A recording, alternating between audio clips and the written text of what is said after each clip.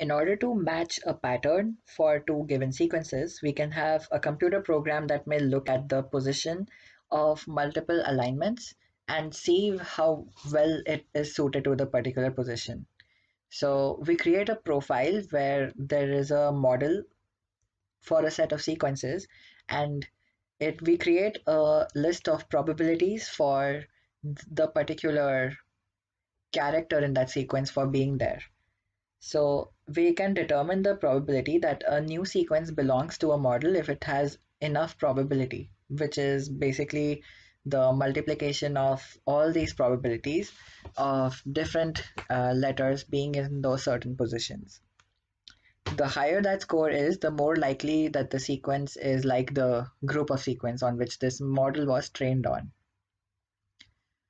A Markov model is a different way of making a similar kind of probability set. So the probabilities of this model are conditional. So we describe a sequence by looking at the neighbor or more than one neighbor of each character. So we see, for example, in a first order Markov model, only the previous position. So we say that a character belongs in this particular position if only a particular letter was present in the previous position. A higher order model would deal with those many number of positions. For example, a third order Markov model would say that check the previous three positions, and those three particular positions must have exactly those particular letters in order for this particular position to have a particular character. Building on top of this, a hidden Markov model is a model where the states are not the nucleotides or the characters themselves. They are non-observed properties of the sequence at that position. So the transitions are based on these new states. And at each state, a probability distribution is given for the presence of those particular characters. So we basically present a model of models. Here, the states that we describe may be of three types. One, it may be a match state, which says that we describe a certain character probability at that position specific for the sequence that we are trying to model. Second state is insert. Here we describe the gap or the insertion of a random number of characters in between the conserved area of the motif. The third one is delete state. Here we jump over a match state, for example, to allow motifs that are shorter than the usual ones.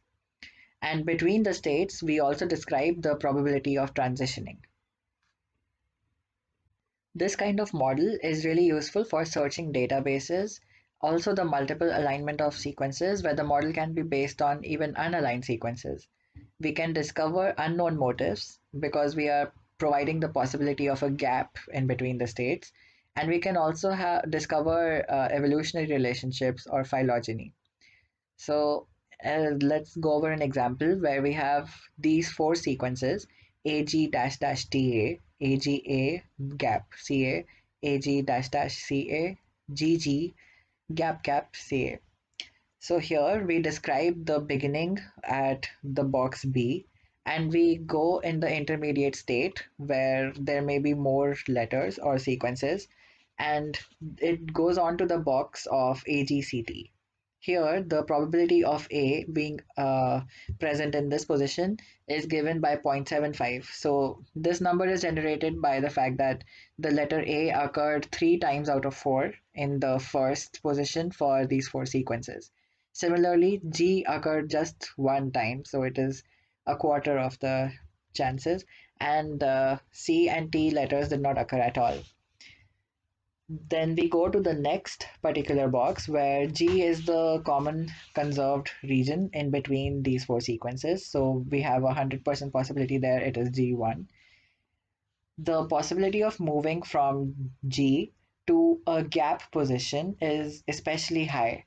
So there is a it is a probability of 0.75 that we move to an intermediate state, and there is a 0.25 chance that we move to a state with a letter A. So that is given by these 2 boxes over here.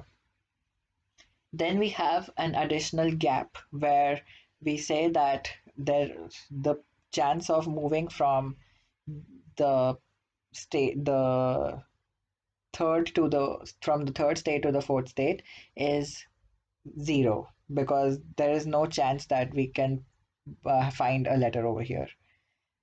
We have the next state as the C and T, which goes in the similar principle as we discussed before. And the last is A, which is a conserved region, so it gets 1. There may be more gaps in the middle, that's why we have an intermediate state again, which is, and the intermediate, whenever I say it, is an insert state. There can be something over there. And we finally close this entire Markov model with the box of E, which is end.